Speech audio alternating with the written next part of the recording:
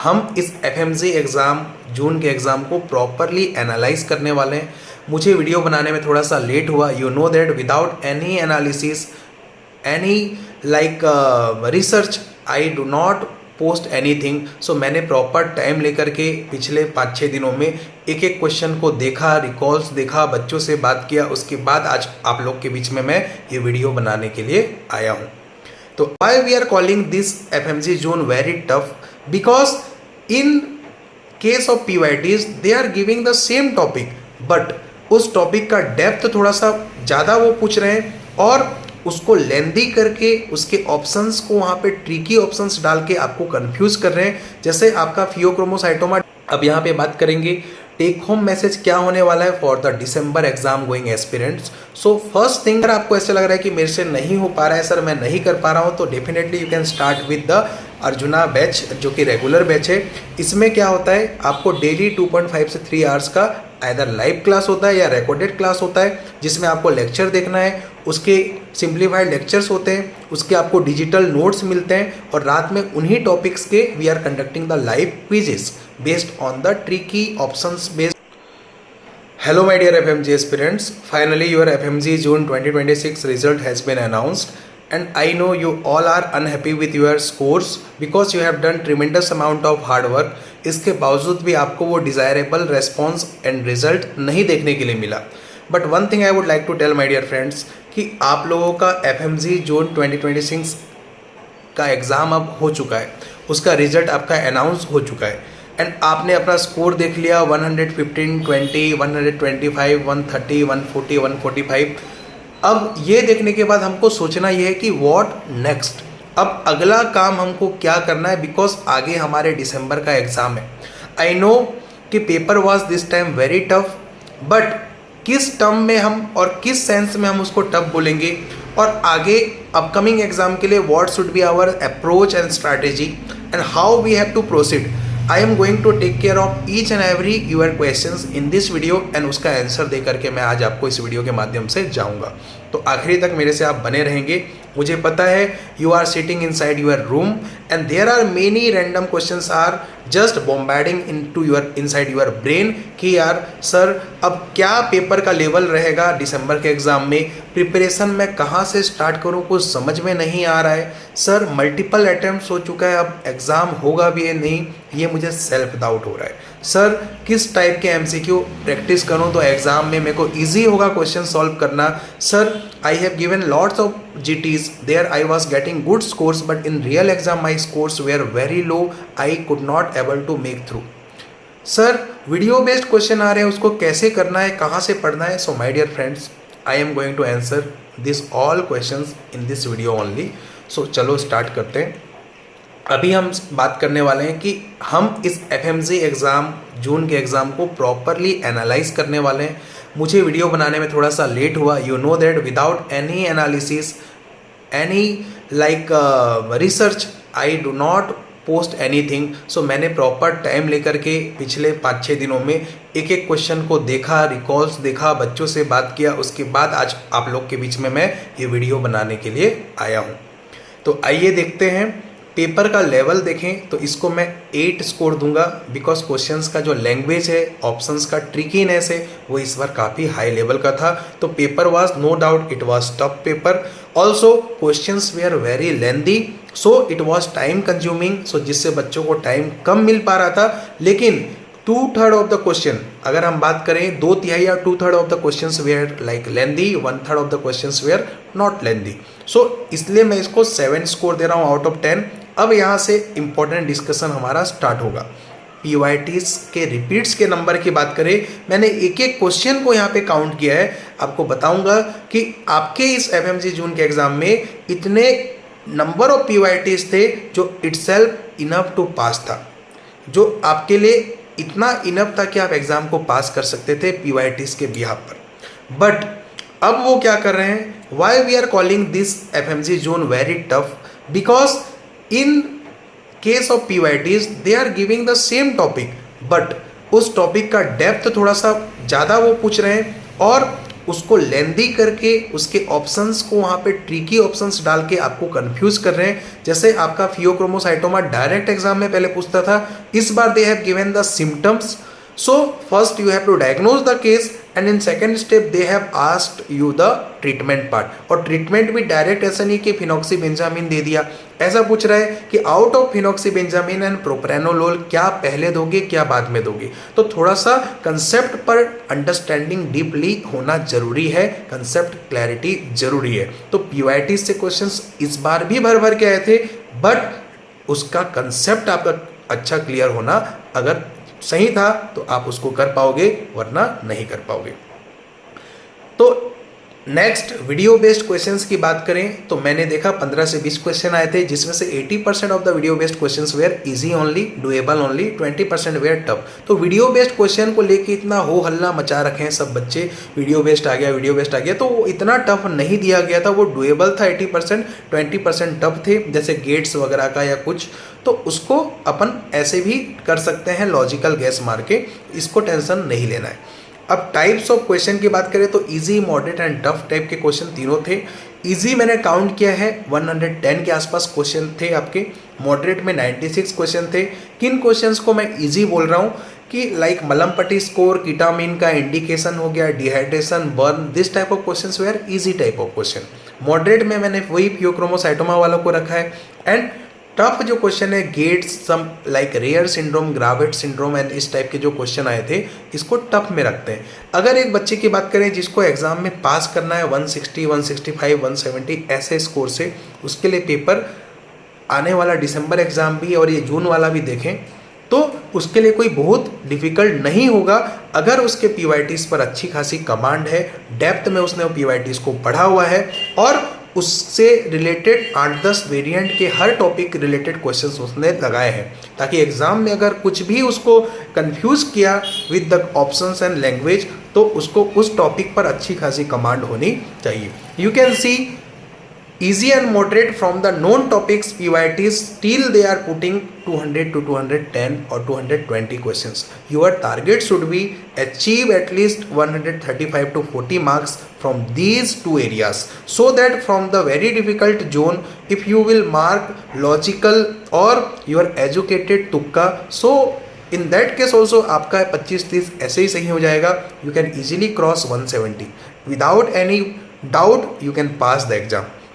अब यहाँ पे बात करेंगे टेक होम मैसेज क्या होने वाला है for the December exam going aspirants. So first thing, do not try to cover everything from everywhere. भाई एफएमजी एग्जाम क्या है, this is the game of revision and retention, not कि कितना ज़्यादा कंटेंट किसने पढ़ा है, कितना ज़्यादा कंटेंट किसने यहाँ रखा है वो आपका मैटर करता है। PYTs should be your base of your preparation, PYTs should be base of your preparation, but PYTs को डेप्थ में विद उससे रिलेटेड मल्टीपल MCQs आपको सॉल्व करना जरूरी है, because they are still asking the PYTs but in depth with tricky options and with lengthy clinical like informations and all, ये सारा डाल के आपको पूछेगा।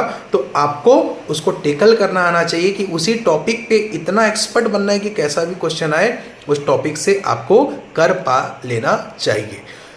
Prepare for the known 220 questions. मैंने बताया कि जो इजी है मॉडरेट है मिला के 220 क्वेश्चंस के आसपास PYT से आते हैं, चाहे वो अस्थमा हो, डायूरेटिक हो, चाहे वो मलम पट्टी हो, चाहे वो कीटामिन हो, चाहे वो कोई भी हो, एबॉर्शन हो, मोलर प्रेगनेंसी हो, टॉपिक आएंगे नो डाउट, बट आपको उसको डेप्थ में करना है और उसको लाइटली नहीं लेना है। Do not run behind the unknown and difficult topics. जो आ रहा है 220 टॉपिक ढंग का उसको तो सही करो, उसमें 130-40 कम से कम स्कोर करो, तो जो 80-90 टफ क्वेश्चन है उसमें आपके 20-30 ऐसे ही सही हो जाएंगे।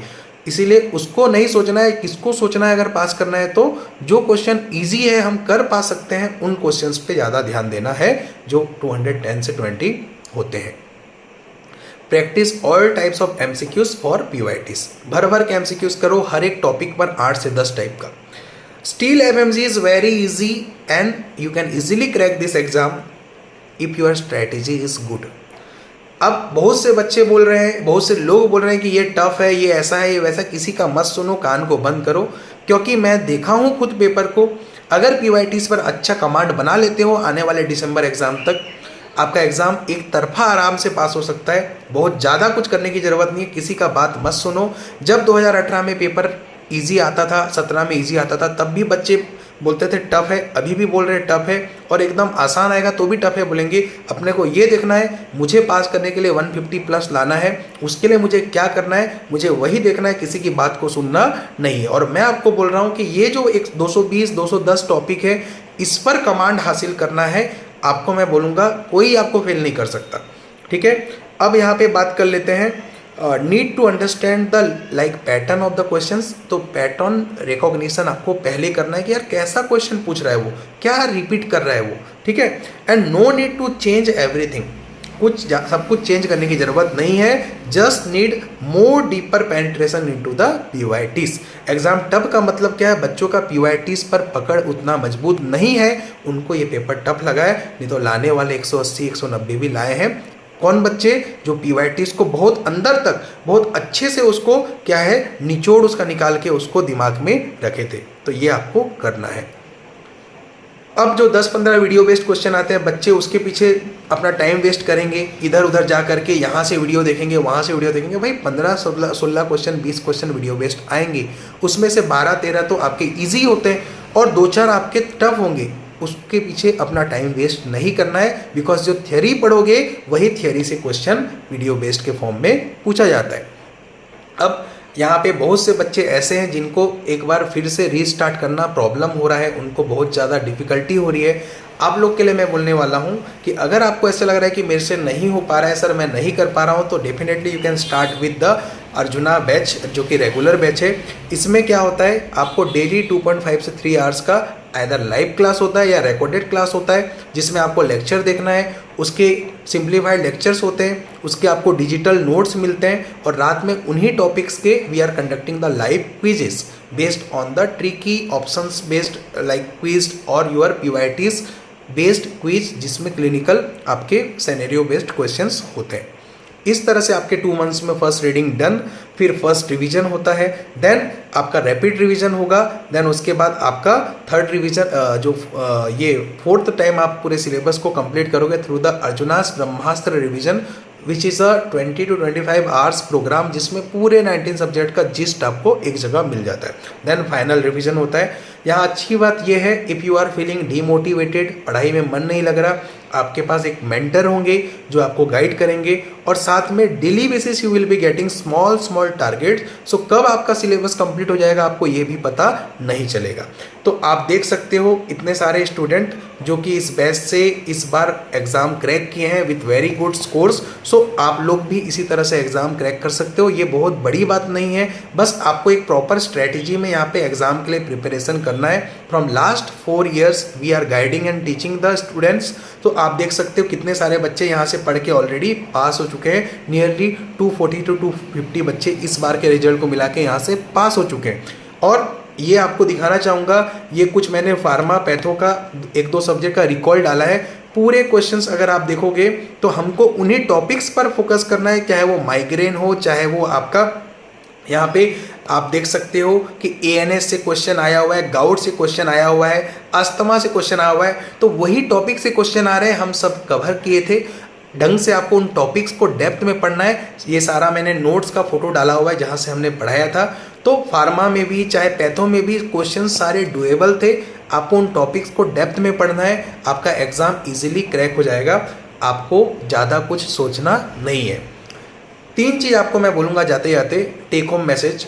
पहला, पीवाईटीज को सिर्फ सुपरफिशियली करने से नहीं होगा, you have to cover each and every topic which were asked in the previous years in depth. आपको उससे रिलेटेड क्वेश्चंस आने चाहिए। So practice as many as questions related to PYTs you can. Third thing, आपको बहुत ज़्यादा ये नहीं सोचना है कि लेवल बढ़ गया, ये कर लूँ वो कर लूँ, वीडियो बेस्ड क्वेश्चन के लिए कुछ एक्स्ट्रा पढ़ना है। You don't need to do anything extra, you have to just revise the same thing, but this time your main focus should be on the PYTs, जो कि आपको यहाँ पे क्या करना है, मल्टीपल रिवीजन, और जिसके साथ आपको GTs वगैरह देते रहना है। इससे आपका क्या होगा कि आपका उस सब्जेक्ट और उस टॉपिक पर पकड़ बन जाएगा, किसी की बात नहीं सुनना है। सबसे मेन चीज़ है, एग्ज़ाम टफ है बोल के सब चिल्ला रहे हैं। टफ हो तो भी एग्ज़ाम क्रैक करना है, इजी हो तो भी क्रैक करना है। तो दूसरों की बात सुन करके डरने से कोई फायदा नहीं है। बेटर है एक रिलैक्स माइंडसेट के साथ ये देखो कि एग्जाम में I am getting 200-220 questions which are from my known topics from my PYTs list. So why not to grasp those topic in depth so that I can score easily 135 to 40 marks from those topic and बाकी के बचे हुए tough question में से 20-30 मैं सही कर लूँगा, easily 165, 170, 180 स्कोर से मैं पास कर सकता हूँ। So my dear friends, this was the complete analysis for your like FMG June 2026 exam. I hope you will be like getting proper idea about the your December exam on the like basis of this discussion. So ये video आपके लिए I think helpful होगा and please डरो मत यार, आप सब exam easily crack कर लोगे। सब कुछ हो सकता है, डरने से कुछ नहीं होगा। किसी की बात मत सुनो, अपने ऊपर बिलीव रखो, अपने ऊपर विश्वास रखो and just restart and resume your preparation. You all will definitely pass in December 2026 exam. All the very best. Thank you so much. Bye.